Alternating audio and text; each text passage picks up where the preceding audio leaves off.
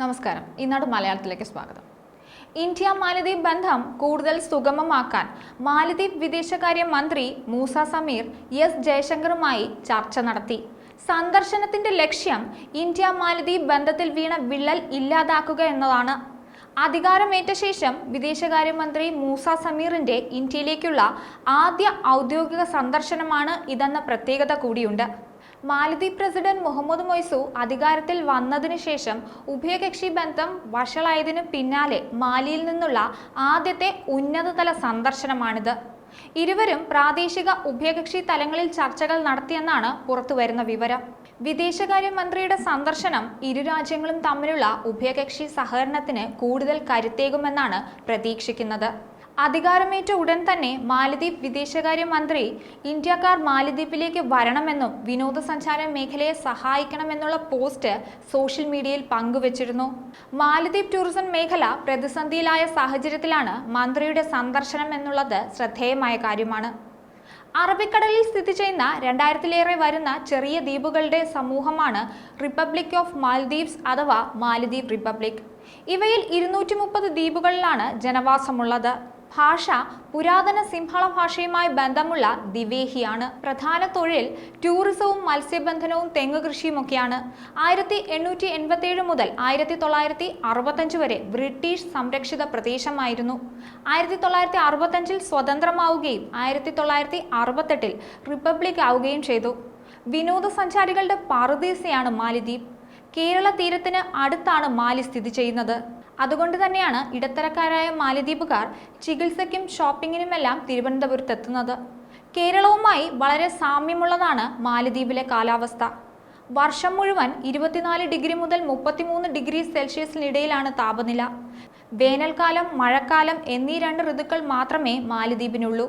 ഇന്ത്യയിൽ നിന്ന് നിരവധി വിനോദസഞ്ചാരികൾ മാലദ്വീപിന് ആരാധകരായുണ്ട്. വിനോദസഞ്ചാരവും മീൻപിടുത്തവുമാണ് മാലദ്വീപിലെ സമ്പദ് വ്യവസ്ഥയുടെ അടിത്തറ. ജനങ്ങളുടെ മുഖ്യ തൊഴിലായിരുന്ന മീൻപിടുത്തമാണ് നൂറ്റാണ്ടുകളായി രാജ്യത്തെ മുന്നോട്ട് നയിച്ചിരുന്നത്.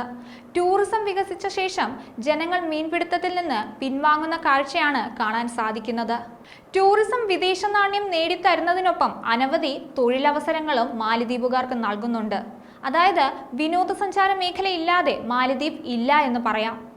മാലദ്വീപിലെ ടൂറിസം 1972-ൽ ആരംഭിച്ചത് 2 ഹോട്ടലുകൾ മാത്രമായാണ്. ഇപ്പോൾ 100-ലധികം പ്രവർത്തന റിസോർട്ടുകളുണ്ട്. ചരിത്രം പരിശോധിക്കുകയാണെങ്കിൽ ഇന്ത്യയുമായി മാലദ്വീപിന് നൂറ്റാണ്ടുകളുടെ ബന്ധമുണ്ട്. മാലദ്വീപിന് നാളിതുവരെ എല്ലാ സഹായങ്ങളും നൽകി കൂടെ നിർത്തിയത് ഇന്ത്യയാണ്. അതിൽ ആരോഗ്യ സംരക്ഷണം മുതൽ പ്രതിരോധ സഹകരണം വരെയുണ്ട്. സർവ്വമേഖലകളിലും ഇന്ത്യ ദ്വീപിനെ അകമഴിഞ്ഞ് സഹായിച്ചിട്ടുണ്ട്. മാലദ്വീപ് പ്രസിഡന്റ് മുഹമ്മദ് മൊയ്സുവിന്റെ ഇന്ത്യ വിരുദ്ധ നിലപാടുകളാണ് ഇരു രാജ്യങ്ങളും തമ്മിൽ വിള്ളൽ വീഴാൻ പ്രധാന കാരണം. ഇന്ത്യ ചെയ്ത സഹായങ്ങളെല്ലാം കാറ്റിൽ പറത്തിക്കൊണ്ട് മാലദ്വീപ് ചൈനയ്ക്കൊപ്പം ചേർന്നു നിന്നു. എന്തുകൊണ്ടാണ് മാലദ്വീപിനെ ചൈന കൂടെ നിർത്തുന്നത് എന്ന ചോദ്യത്തിലേക്ക് വരികയാണെങ്കിൽ ഇന്ത്യൻ മഹാസമുദ്രത്തിൽ മാലദ്വീപിന്റെ പങ്ക് വളരെ നിർണായകമാണ്. 2014-ൽ ചൈന മാലദ്വീപുമായുള്ള ബന്ധം ഉറപ്പിച്ചു. മാലദ്വീപ് സന്ദർശിക്കുന്ന ആദ്യത്തെ ചൈനീസ് രാഷ്ട്രത്തലവൻ പ്രസിഡന്റ് ഷീ ജിൻപിങ് ആണ്. വൺ ബെൽറ്റ് വൺ റോഡ് സംരംഭത്തിൽ ചേരുന്ന രാജ്യങ്ങളിൽ ഒന്നാണ് മാലദ്വീപ്. ചൈനയിൽ നിന്ന് ദ്വീപ് സാമ്പത്തിക സഹായം സ്വീകരിച്ചിരുന്നു. 2024-ലെ കണക്കനുസരിച്ച് മാലദ്വീപ് ഇതിനകം തന്നെ $1.3 ബില്യൺ ചൈനയ്ക്ക് നൽകാനുണ്ട്. ഇവയ്ക്ക് പുറമെ ദ്വീപിന്റെ അടിസ്ഥാന സൗകര്യങ്ങളിലും വ്യാപാരം, ഊർജം എന്നീ മേഖലകളിലും ചൈന സ്വാധീനം ചെലുത്തുന്നുണ്ട്. മൊയ്സുവിന്റെ ചൈനീസ് സന്ദർശനം ഒരു നാഴികക്കല്ലായി മാറിയെന്ന് പറയാം. അങ്ങനെ പറയാനുള്ള പ്രധാനപ്പെട്ട കാരണം ഇന്ത്യൻ മഹാസമുദ്രത്തിൽ ചൈനയുടെ വർദ്ധിച്ചു വരുന്ന സ്വാധീനം ഇന്ത്യയെ അസ്വസ്ഥമാക്കുന്നുണ്ട്. 2024-ൽ ചൈന സന്ദർശിക്കുന്ന ആദ്യത്തെ പ്രസിഡന്റായിരുന്നു മുഹമ്മദ് മൊയ്സു. സന്ദർശന വേളയിൽ 2024 മുതൽ 2028 വരെ ചൈനയും മാലദ്വീപും തമ്മിൽ സമഗ്രമായ തന്ത്രപരമായ സഹകരണ പങ്കാളിത്തം സ്ഥാപിക്കുന്നതിനുള്ള ഒരു ആക്ഷൻ പ്ലാൻ വികസിപ്പിക്കാൻ ഇരു രാജ്യങ്ങൾക്കും കഴിഞ്ഞു. 20 ധാരണാപത്രങ്ങൾ ഒപ്പിടാനും ഇരു സർക്കാരുകളും തീരുമാനിച്ചിരുന്നു. സന്ദർശന വേളയിൽ ചൈന മൂല്യവത്തായ സഖ്യകക്ഷിയായി മുഹമ്മദ് മൊയ്സു പരാമർശിച്ചു. ചൈനീസ് ഗവേഷണ കപ്പലായ സിയാങ് യാങ് ഹോം ഈ വർഷം മാലി തുറമുഖത്ത് എത്തിയിരുന്നു.